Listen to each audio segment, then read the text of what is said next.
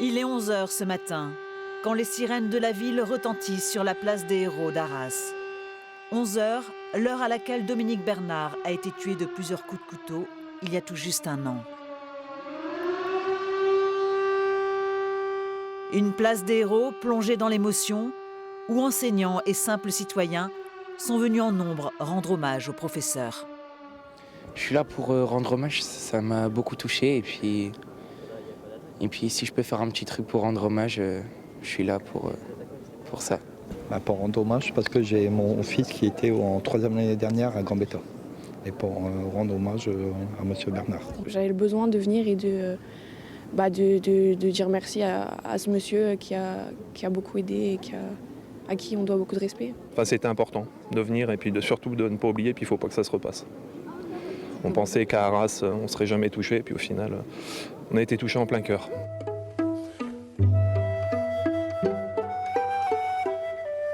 Plus qu'un hommage, c'est une cérémonie imaginée autour des arts qui a été souhaitée par l'épouse de Dominique Bernard, à l'image de son mari.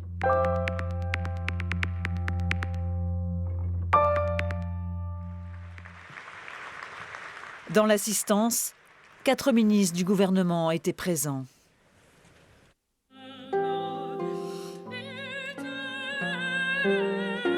Chants, danses, lecture de poèmes ont rythmé la matinée avant l'unique prise de parole, celle du maire de la ville.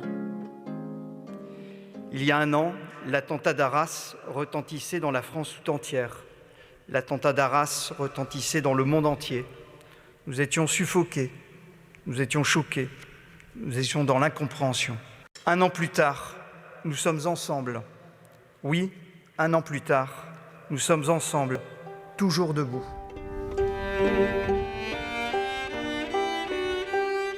À l'issue de la cérémonie, chacun a pu déposer une rose blanche en mémoire des victimes du terrorisme. Un temps de recueillement en musique pour ne rien oublier.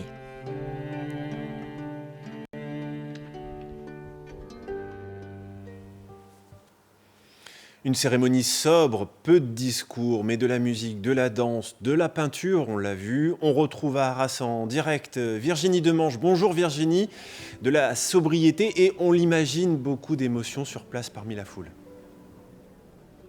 Évidemment, Simon, beaucoup d'émotions, beaucoup de sobriété, beaucoup de dignité, beaucoup de justesse aussi. C'est ce dont ont témoigné les personnes qui étaient présentes dans le public pendant l'heure qu'a duré la cérémonie. On l'a vu dans le reportage, des ministres étaient présents, mais aucun d'entre eux n'a pris la parole.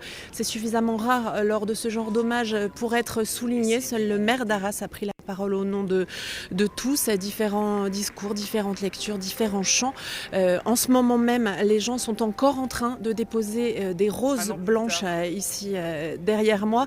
Vous l'avez vu dans le reportage, la place était large pour l'artistique et c'est la volonté d'Isabelle Bernard, la veuve de Dominique Bernard, lui qui était connu pour sa discrétion et pour ne pas vouloir être mis en avant. Sa mémoire perdurera encore grâce au prix littéraire mis en place par Isabelle Bernard pour donner aux lycéens l'occasion d'avoir du sens critique, de lire, d'écrire. Demain, 1 minute de silence sera observée dans les lycées en sa mémoire et en celle de Dominique Paty, de Samuel Paty, pardon.